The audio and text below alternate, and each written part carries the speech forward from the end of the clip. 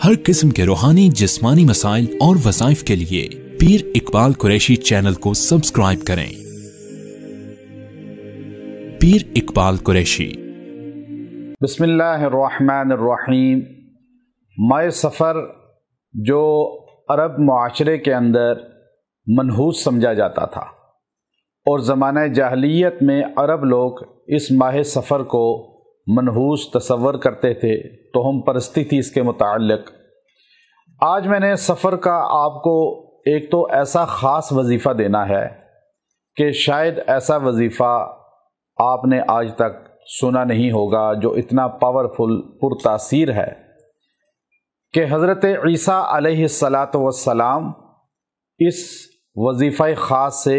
مردوں کو زندہ کیا کرتے تھے، یعنی اتنا اس کے اندر اللہ نے تاثیر رکھی ہے۔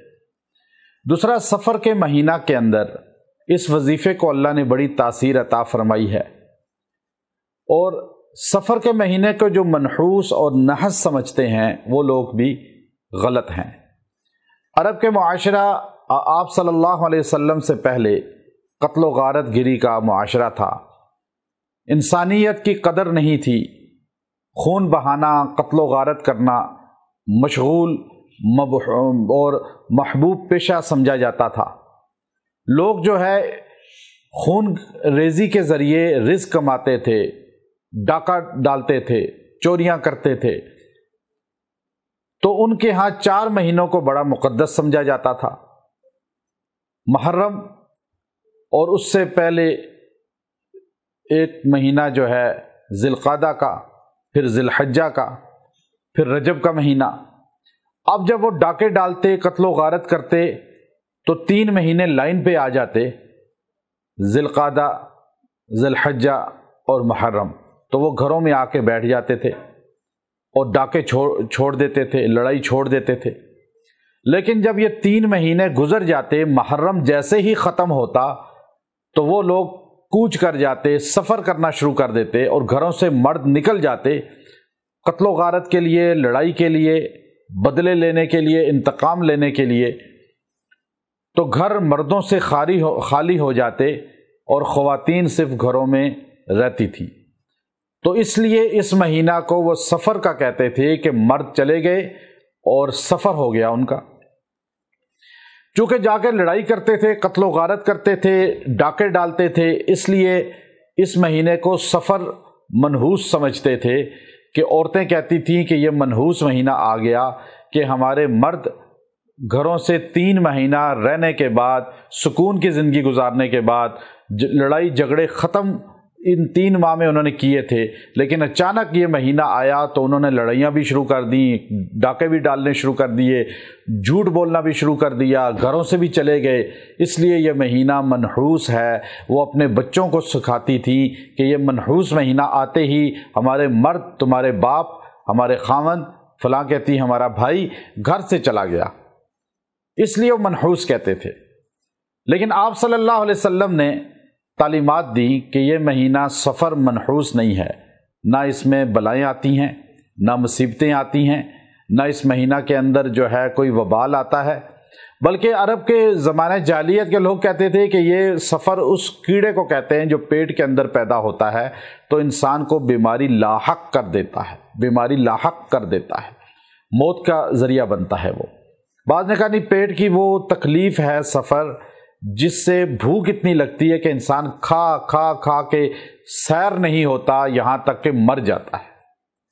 لیکن یہ سب تعویلیں غلط ہیں، اسلام نے ان سب کو غلط کہا، بلکہ آپ صلی اللہ علیہ وسلم نے اس مہینہ کے ساتھ، سفر کے ساتھ مظفر کا مہینہ لگایا کہ یہ سفر مظفر ہے، یعنی ترقیات کا مہینہ ہے، یہ تو بڑھنے کا، خوشحالی کا مہینہ ہے۔ اس مہینے میں نہ کوئی نحوست ہے، نہ شادی کرنا ممنوع ہے، نہ سفر کرنا ممنوع ہے، نہ کاروبار آغاز کرنا ممنوع ہے۔ یہ مہینہ بھی عام مہینوں کی طرح اللہ کے ہاں برکت والا ہے اور عزت والا ہے۔ اب انسان کے اپنے اعمال ہوتے ہیں جو اس کو بے برکتہ بناتے ہیں، وہ گھڑی ہوتی ہے جو انسان گناہ کرتا ہے وہ بے برکتی بن جاتی ہے۔ لیکن انسان کے لیے اللہ نے کوئی مہینہ،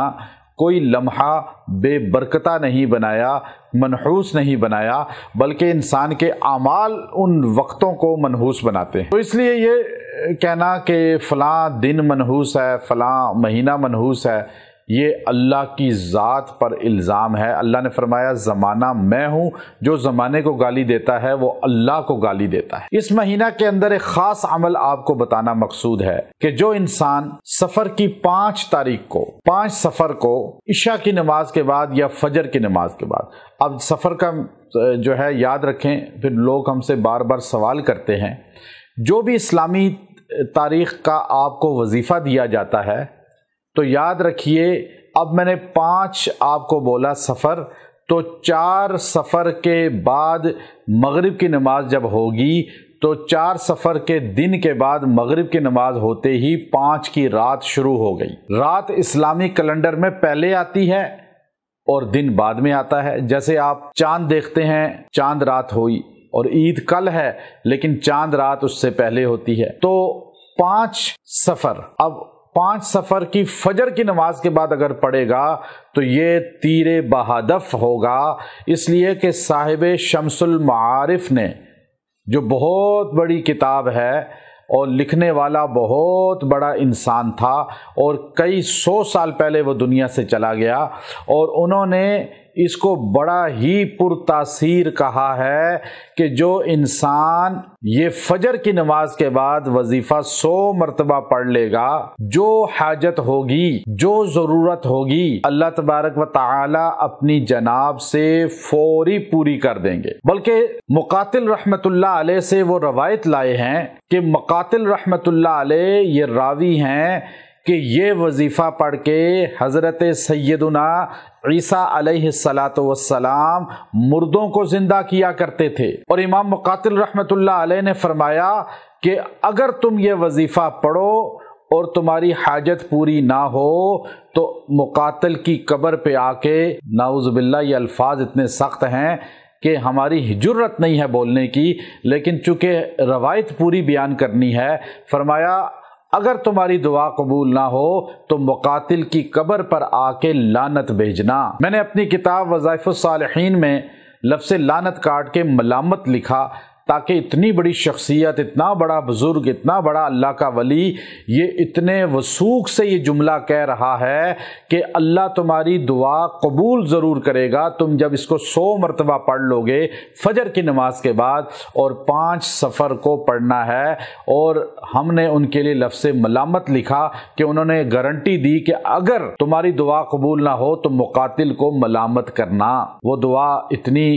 زبردست مجرب ہے، اب آپ سکرین پہ بھی دیکھ لیں گے الفاظ کیا ہیں، آپ اس کو دیکھیے۔ بسم اللہ الرحمن الرحیم، ولا حول ولا قوة الا باللہ العلی العظیم، اللہم انی اسألک یا قدیم یا دائم یا فرد یا احد یا وتر یا صمد یا ذا الجلال والاکرام،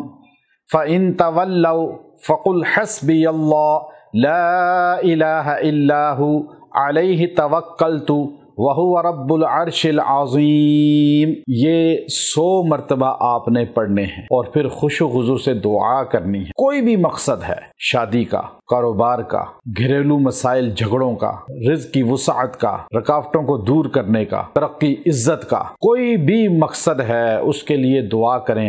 اور اس کو 5 6 7 3 دن پڑھیں۔ سفر کے 3 دن اس وظیفے کو پڑھیں اور 3 دن میں انشاءاللہ آپ کا مسئلہ اللہ حل کر دے گا اور آپ کی مراد پوری کر دے گا۔ اور یہ بہت پرتاثیر وظیفہ ہے جو اللہ رب العزت نے ہمیں عطا فرمایا۔ حضرت عیسیٰ علیہ السلام اس کلمات، اس وظیفے کے ذریعے مردوں کو زندہ کر لیا کرتے تھے۔ ہمیں زبان عیسیٰ اپنی زبان کو بنانا ہوگا، جھوٹ سے بچیں، فراڈ سے بچیں، دھوکے سے بچیں، خوش و خضوع اختیار کریں گے تو اس میں وہی تاثیر اللہ پیدا کرے گا۔ وآخر دعوانا ان الحمد للہ رب العالمین۔